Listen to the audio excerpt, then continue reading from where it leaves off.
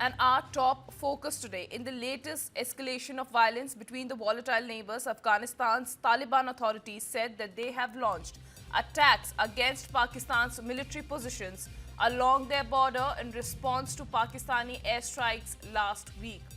Pakistan said that its forces have retaliated.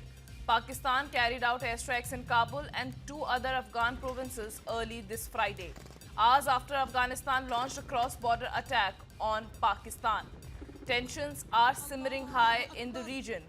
At least 3 explosions were heard in Kabul, but there was no immediate information on the exact location of the strikes in the Afghan capital, Kabul, or of any potential casualties. Government spokesperson Zabihullah Mujahid had said that Pakistan also carried out airstrikes in Kandahar to south and in the southeastern province of Paktia. Pakistan has claimed that at least 133 Afghan Talibans were killed and over 200 injured under Operation Ghazab lil-Haq. It also claimed that the Pakistan army completely destroyed 27 posts of Afghan Taliban and has captured 5 of them. Alhamdulillah mujahideen ټول ته د مبارک وي دا د پاکستان پوسټه د لمبې په بهیږي وګورئ تاسو انقلابي راځه. And it further stated that more than 36 tanks were destroyed, artillery guns and APCs of the Afghan Taliban were destroyed, and the Afghan Taliban fled, abandoning many posts and hideouts.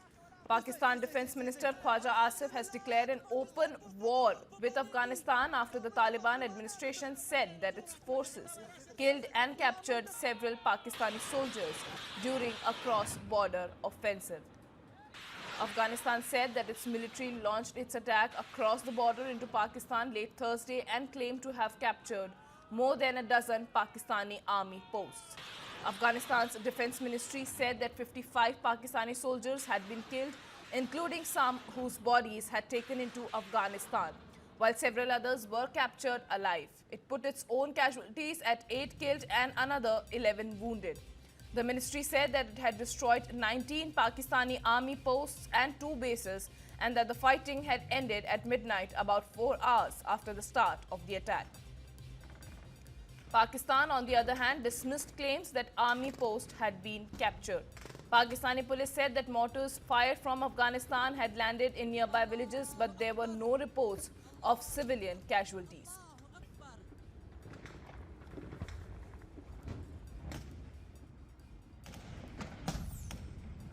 Alhamdulillah.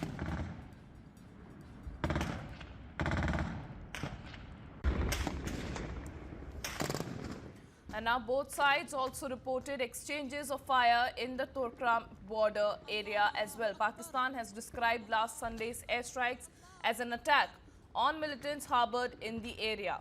It claimed that in the Sunday's military strike along the border with Afghanistan, they had killed at least 70 militants.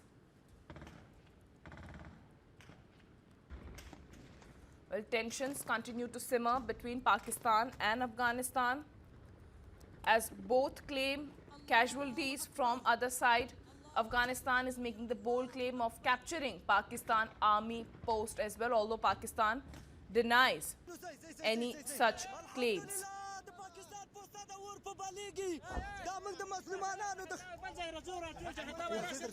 ومن د خپل عوامو انتقام اخیستو تاسو وینئ خدای دې وبخښه خدای دې راوله خدای دې راوله الحمدلله مجاهدینو ټولو ته دې مبارک وي دا د پاکستان پوسټه د لمبې په بهیږي وګورئ تاسو. Afghanistan's Taliban authorities have said that they have launched military action against Pakistan's military positions as well. It is the attack by Afghanistan was in response to Pakistan's airstrikes last week. Pakistan claims that its forces have retaliated, although Afghanistan is claiming that the war ended in 4 hours after Afghanistan launched offensive, capturing 19 Pakistan army posts. A claim that Pakistan continues to dismiss.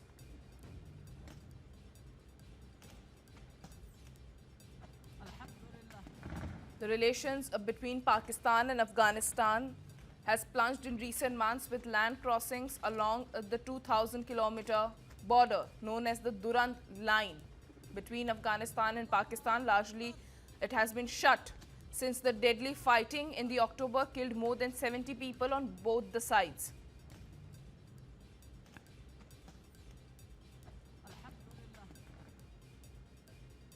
Pakistan had claimed that its Sunday's airstrike killed 70 people, 70 fighters in Afghanistan, with Afghanistan again rejecting that claim and saying that civilians had been killed instead of fighters, including women and children. Pakistan's airstrike last week received a lot of backlash due to targeting civilians.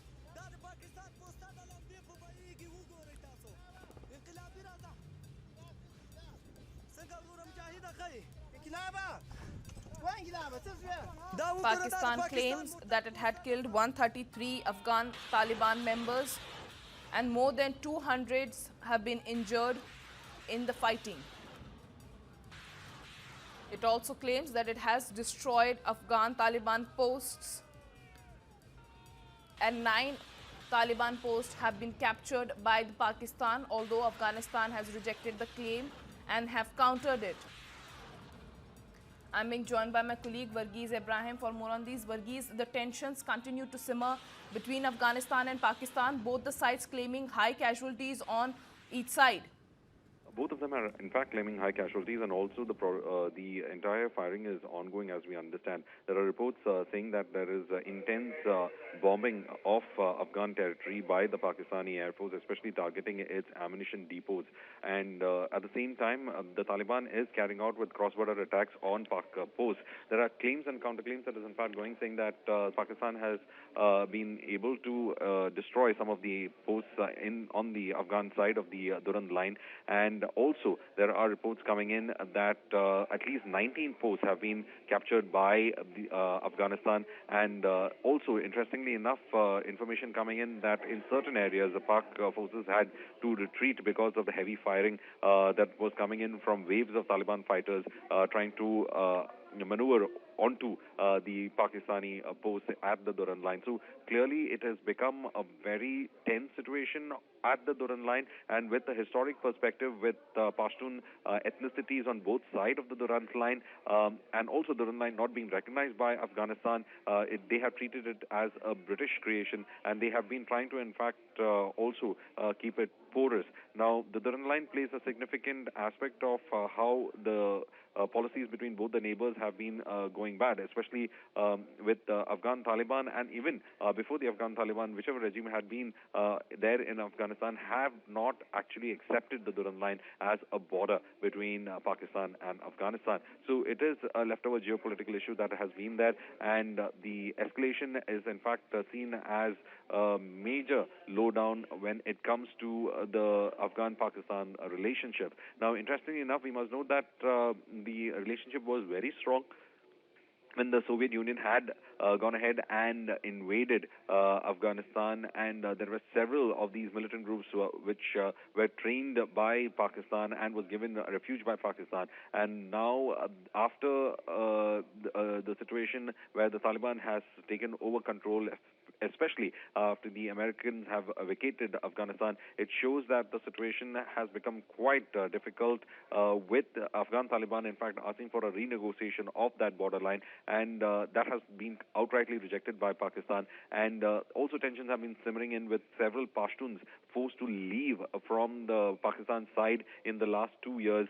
with the state machinery of Pakistan targeting them, asking them to move towards the Durand line. So there has been several issues that have been taking place as of now, but interestingly enough, it had never reached a point of, or rather a flashpoint as we see today. There have been cases in which minor border skirmishes were reported, and one major border skirmish was also reported a few months back. But this time, with the intense bombing of Kabul, that the entire talks that were in fact in place have collapsed, especially to resolve the issue, and now it has become a complete all-out war. And with Khwaja office, the defense minister coming out and saying that it is an open war that is taking place with Afghanistan, it only shows that the situation has in fact reached rock bottom, and it's going to be a very difficult situation on the Durand line.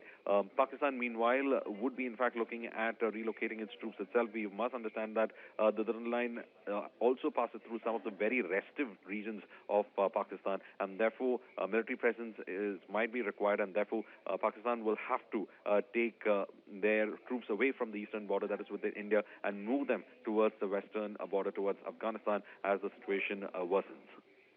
Right, Varghese, security issues lie at the heart of these recent border tensions that we are witnessing today. Pakistan has continuously claimed that, has accused Afghanistan of harboring armed groups led by the Pakistan Taliban, TTP, a claim that Taliban has denied time and again. This back and forth over the TTP's claim has continued over recent months. We have seen a lot of border clashes happening between Pakistan and Afghanistan, and as you correctly pointed out, that this is the amount of retaliation and the scale of the tensions that we see today. What does it say? What does it convey? Are the tensions going in are they going to escalate even further? Well, the situation is such that we will have to, in fact, wait and see and how the situation is going to unfold, because they do have a mechanism of talks that, in fact, kicks in whenever such kind of a border situation worsens, and that's the last time when it happened. Also, this mechanism did kick in with regard to it. But then there is also the issue about Pakistani Taliban, which has been finding shelter in Afghanistan, in which Pakistan claims is an effort on the part of Afghan Taliban to push some kind of situation for them to keep the Durand line active. So all these factors will also, in fact, weigh in on the issue. Joined by KK Sinha, retired Major General and defense expert. Major, the tensions and the kind of retaliation and the tensions that we are witnessing right now at the Pakistan-Afghanistan border, it is actually the most, in the recent times, it's most severe right now. Do you think that the situation is going to escalate even further? Nalsi, good morning, and Jayan. What the informations are coming that it is a formal attack and declared attack by Afghanistan forces. When we call it Afghan Taliban, they may not be absolutely correct, because these are the actual state forces which have attacked. So it is a declared war, and at the same time, the Pakistan, I believe their foreign minister says that Pakistan is not only going to retaliate, but they have also declared the war. The matter of the fact is that if you see the complete Durand line, that has been activated from right up from the Chaman crossing and the Spin Boldak area. This is a huge area, and you see and it all started by Pakistan. When they carry out an airstrike deep inside, in Patika area, they have done that. They go to Nangarhar, they right up to, Kohat, they have hit. So these areas, this can't be just taken. This is absolutely a declared war. First, by Afghanistan, they have shown on ground that they can hit, and I think casualties is very high. Now, how Pakistan is taking it militarily, they have been saying, and if they don't retaliate, if they will retaliate, there will be repercussions of that, because on ground, Afghanistan is very, very strong, and no one has able to defeat Afghanistan other than Ranjit Singh, who was there in the history. They were only he was able to defeat them and gone there. But Pakistani, I don't think they have got it requires the military acumen, it requires the strength and the courage, which the Pakistani don't have. We have seen in our front a lot of war. They give up. They make a lot of stories. They try to, stand, and then they give up. So, from Afghanistan side, it is a declared. How retaliation, if they will just retaliate with the airstrike. Airstrike is air support. It doesn't actually happen on ground. But these people are very good on terrain and ground, Afghanis.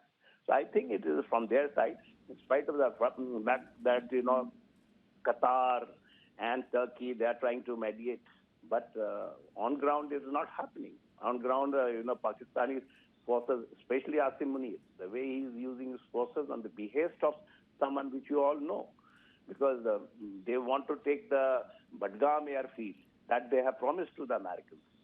Right. Badgam, this is beyond their capability to do it, but they have been caught in a situation which they literally can't do it on ground, but they have promised to someone else, external power. So let's see how it develops further, because the casualty is very high.